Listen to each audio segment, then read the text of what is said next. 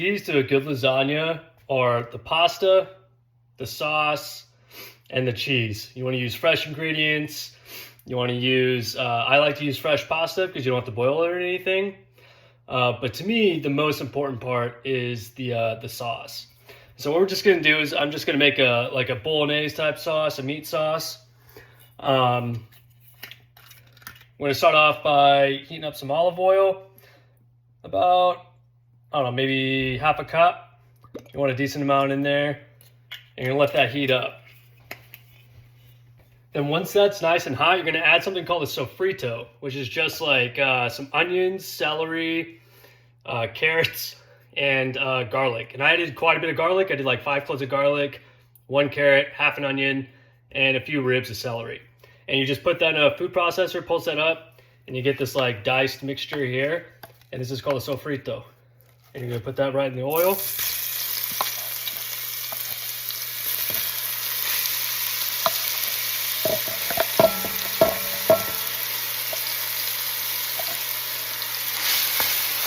Stir that around, it's nice and incorporated. And you don't want the heat too high because you're not trying to burn it before you add everything else, like the meat and the tomatoes and all that. And we just want to slightly soften them for now.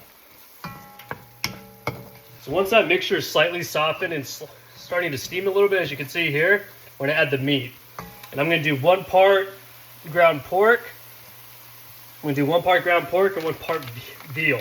But you can, instead of the veal, you can always substitute that for ground beef. So we got ground pork.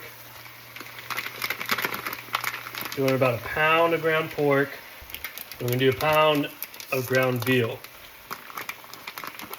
Pork's gonna add like a nice fattiness to it. And I always like to do a mixture of both pork and beef or veal. And there, just mix it all up. Incorporate all the ingredients together, the pork, the sofrito. And if only you can smell this, it's already smelling so good. And I'm gonna add some ground oregano, parsley, marjoram. You can also just use the Italian seasoning blend that you see in the supermarket. Get that all incorporated. Once the meat's starting to brown a little bit, you're gonna add some tomato paste.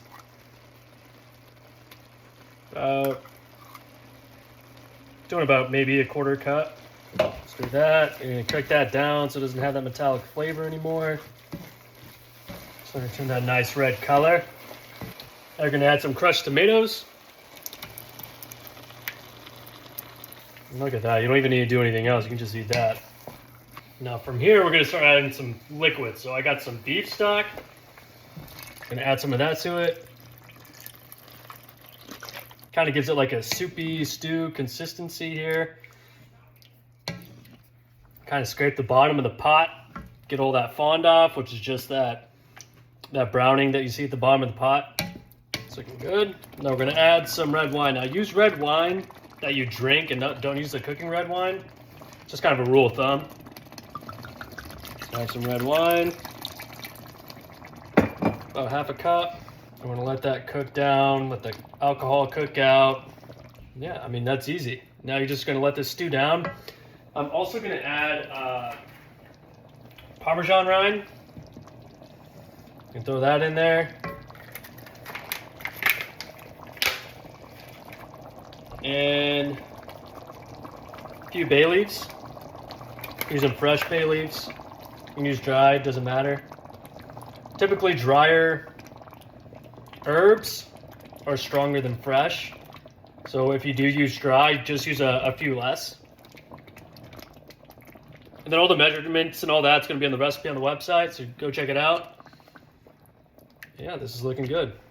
It's looking like a good consistency.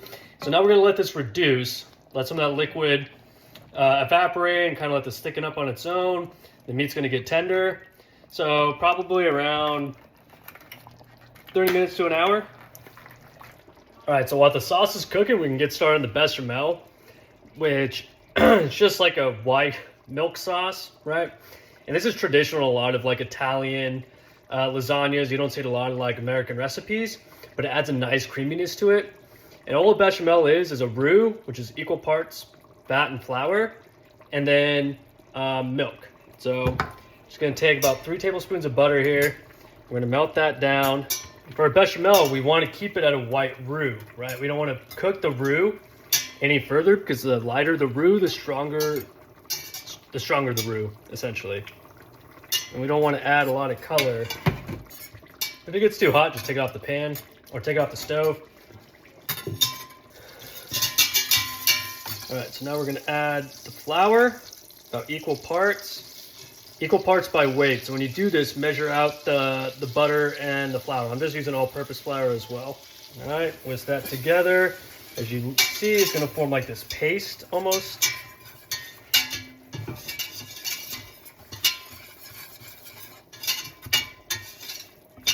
So what we wanna do is we just wanna cook down that flour because we don't want clumps in the bechamel. All right, so it's gonna look like this pasty white color here. From here, we're gonna add the milk. And so when you make a bechamel, you want 1 part roux to 8 parts liquid, 8 parts milk. And I'm just using whole milk here, and I'm just gonna slowly add it. You're gonna start seeing that it's gonna start thickening up, right? Typically, you want your milk warm because it dissolves the roux better, but I'm just adding it cold. As you can see, it's starting to thicken up already. It's kind of sticking to the sides of the pot, and it's going to become like this paste right here. As you can see, it's becoming less viscous. So we're going to add a little bit more milk. Now you're going to add a tiny bit of nutmeg once you start to see it thicken up. And you kind of tell as you're whisking it, you're going to see it kind of sticking to the sides of the pot here. That's a sign that it's thickening up. So we're just going to add like half a teaspoon of nutmeg. You don't want to add too much because nutmeg goes a long way. It's going to add a nice earthiness to the lasagna as well. Got that nice meaty sauce and earthy bechamel.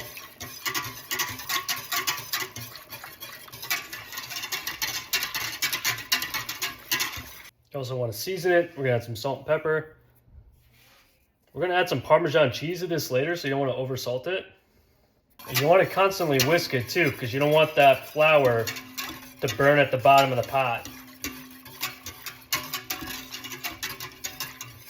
And we're trying to get this to a consistency called nappe, which means to coat the back of a spoon.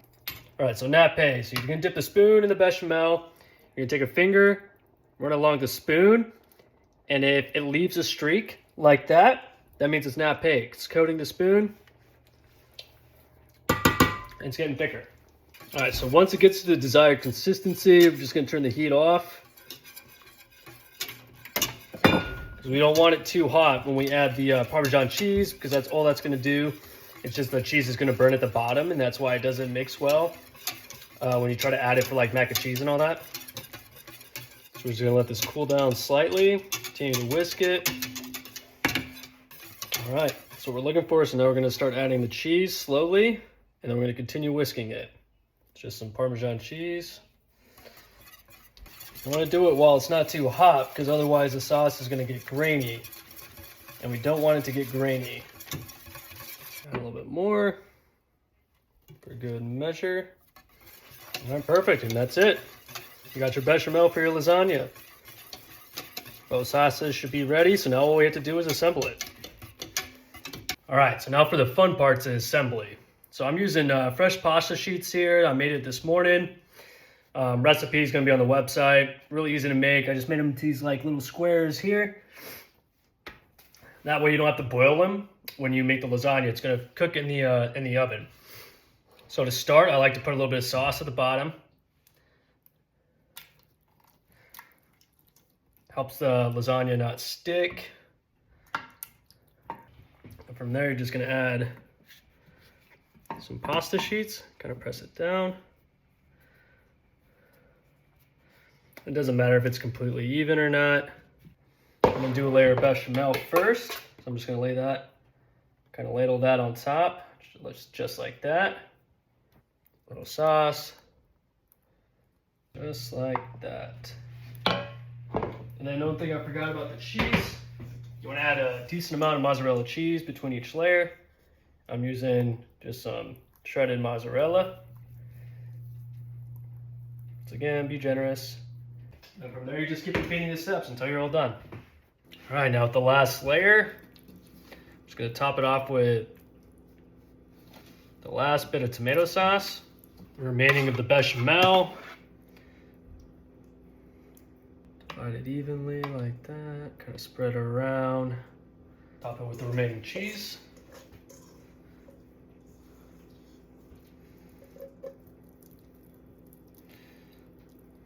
Add some parmesan too, why not?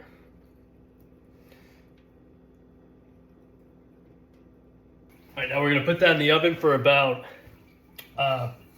45 minutes on 375 degrees until the top is nice and golden and brown and the pasta's fully cooked. So see you in about 45 minutes.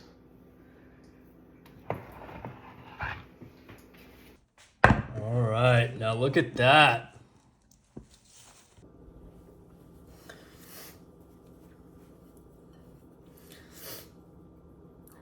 All right, now time for my favorite part. Time to taste it.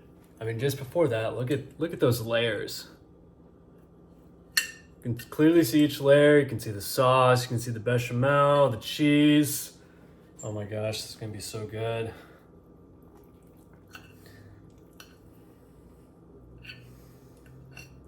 Look at that. All right.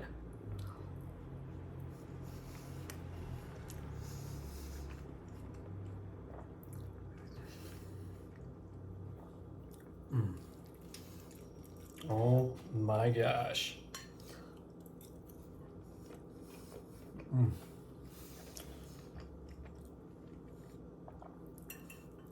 It's creamy, cheesy, meaty. Fresh pasta makes a huge difference. I mean, nothing beats a good traditional lasagna. I mean, don't get me wrong, the American recipe is still good. My mom still makes a killer lasagna, but this is something else. If you want the recipe, just go to the website, become a member.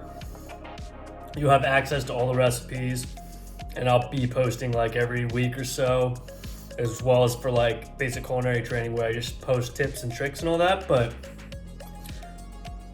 man, okay. One more bite.